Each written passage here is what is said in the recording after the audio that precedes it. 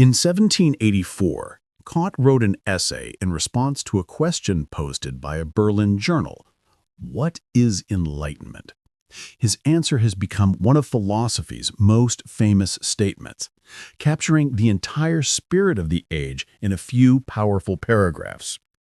Enlightenment is man's emergence from his self-imposed immaturity.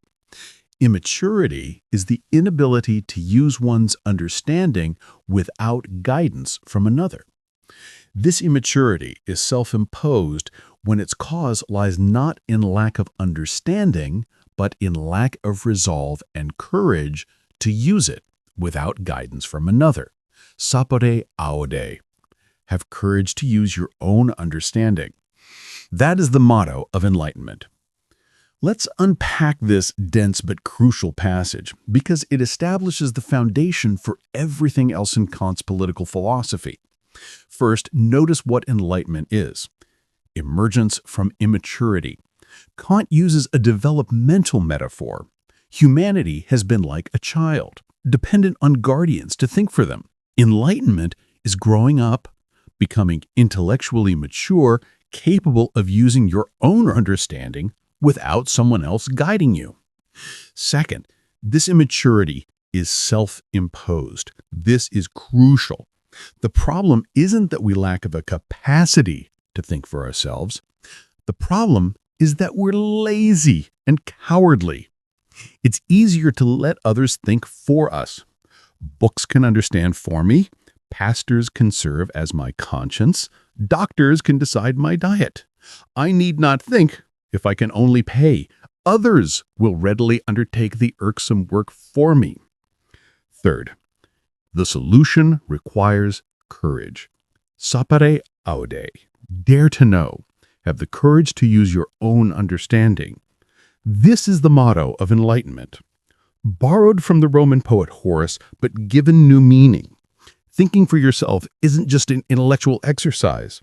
It requires moral courage to question authority, challenge tradition, face uncertainty. But Kant also diagnoses why immaturity persists. There are guardians who benefit from keeping others immature.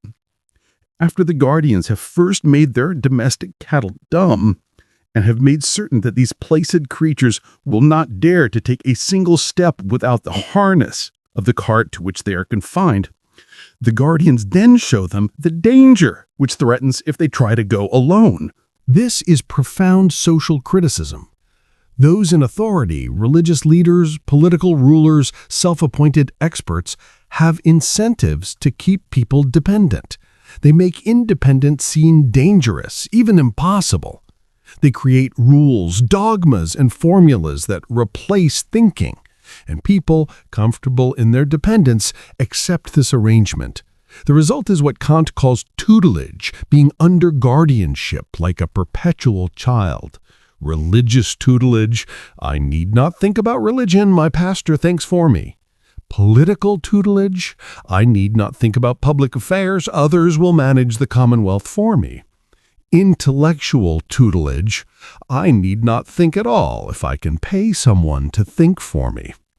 But here's where Kant makes a crucial distinction that's essential for understanding his political philosophy. He differentiates between the private use of reason and the public use of reason. The private use of reason refers to reasoning in one's official or professional capacity. A military officer must follow orders. A tax collector must enforce tax laws. A pastor must preach church doctrine. In these roles, you're not free to reason however you wish. You have obligations to the institution you serve. The public use of reason, however, refers to reasoning as a scholar addressing the reading public. Here, freedom must be unlimited. The same military officer who must obey orders can publicly argue that military policy is misguided. The tax collector who enforces laws can publicly argue those laws should be changed. The pastor who preaches doctrine can publicly critique theological positions. Moreover, Kant argues that enlightenment is a gradual process, not revolutionary upheaval.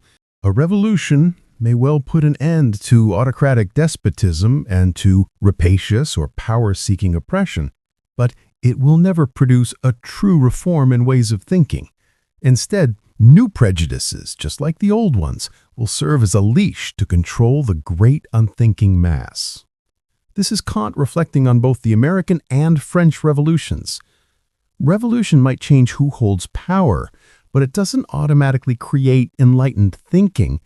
That requires education, free discourse, gradual cultivation of autonomy.